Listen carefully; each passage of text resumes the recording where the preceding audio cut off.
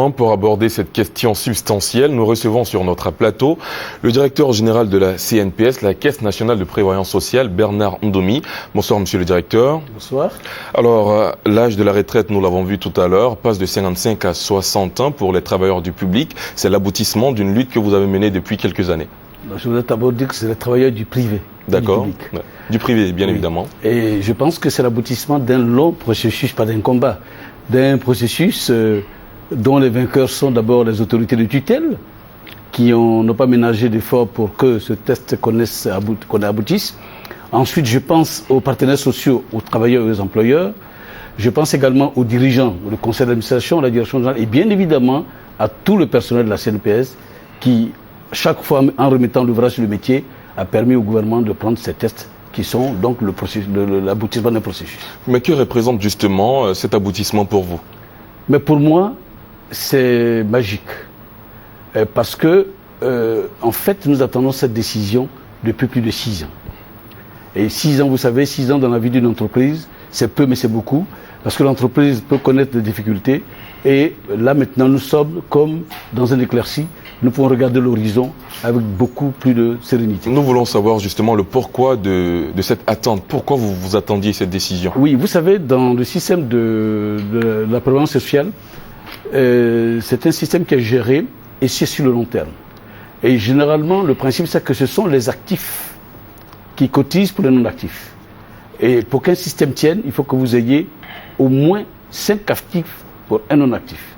Or, nous étions dans un système pratiquement du 2 pour 1. Le système n'était pas viable. Parce que nous sommes dans une chaîne de solidarité. Et pour pérenniser, il faut qu'il y ait beaucoup d'actifs. Or, nous savions, lorsque nous avons fait la réforme de 1999, que la branche l'équilibre allait être rompu à partir de 2004. Donc, il fallait déjà prendre les dispositions. Nous avons fait des études actuariales et les études ont révélé qu'il fallait absolument toucher aux 2 leviers que sont l'âge et le taux de cotisation. Puis ce sont des leviers qui permettent au système de fonctionner.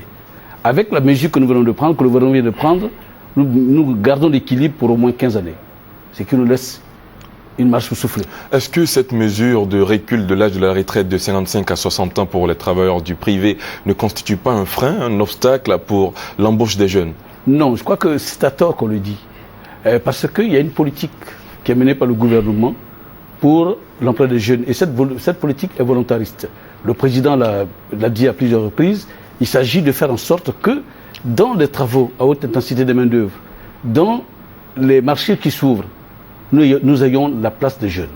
C'est d'ailleurs pour cela que nous avons un ministère de l'emploi. Mais en même temps, dans le système de la sécurité sociale, il faut qu'il y ait des actifs. Il faut qu'il y ait des gens qui travaillent. C'est grâce à ceux qui travaillent que le système vit.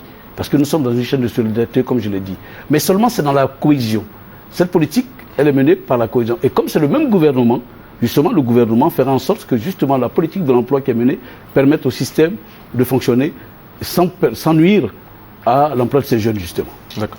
Alors, à en croire les informations à notre possession, cette mesure rentre en vigueur depuis hier, 11 janvier 2012. Un cas pratique, cette mesure prend effet donc à partir d'hier. Qu'est-ce que cela veut dire exactement pour quelqu'un qui a 55 ans aujourd'hui? Vous savez, les juristes le savent bien, on dit que la loi ne dispose que pour l'avenir. Donc ça veut dire qu'en principe, cette loi ne concerne que ceux qui sont supposés aller à la retraite à partir de la signature du test. Ceux qui sont partis avant ne sont pas concernés. Mais ceux qui ne sont pas encore partis sont tous concernés. Donc, dès la signature, donc ça dit depuis hier, ce test est en vigueur. Mais vous savez qu'il y a des dispositions pratiques qui sont prises.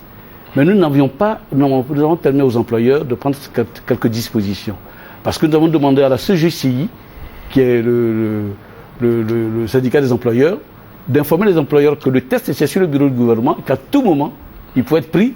Et donc, il fallait qu'ils prennent des dispositions. C'est ce qui a été fait. Donc, nous pensons qu'aujourd'hui, les travailleurs qui sont en attente de retraite, donc qui ne sont pas encore partis, vont être justement frappés par cette loi, dont nous ne pourrons pas immédiatement partir. Mais attention, vous savez qu'une loi, quand on la prend, il y a des dispositions transitoires. Et dans les dispositions transitoires, celui qui doit aller à la retraite, par exemple, je donne un exemple. Vous deviez aller à la retraite au 31 décembre 2012. Si vous prenez votre retraite effectivement au 31 décembre 2012, que vous n'avez que 55 ans, on considère que vous partez à la retraite de façon anticipée. Mais si vous restez une année de plus, c'est-à-dire vous restez dans votre entreprise jusqu'au 31 décembre 2013, en ce moment-là, vous pouvez partir à la retraite sans que cela ne soit considéré comme une retraite anticipée. Pourtant, vous n'avez pas encore 60 ans. Est-ce qu'à 60 ans, pendant qu'on y est, est-ce qu'à 60 ans, on peut toujours être efficace pour servir l'entreprise qui nous embauche?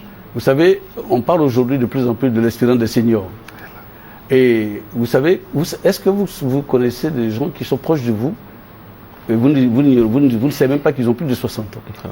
Et pourtant, ces personnes, tous les jours, vous les voyez se lever, aller au travail et rendre le meilleur service. Alors, pourquoi? Parce que la valeur essentielle du potentiel humain, c'est l'expérience.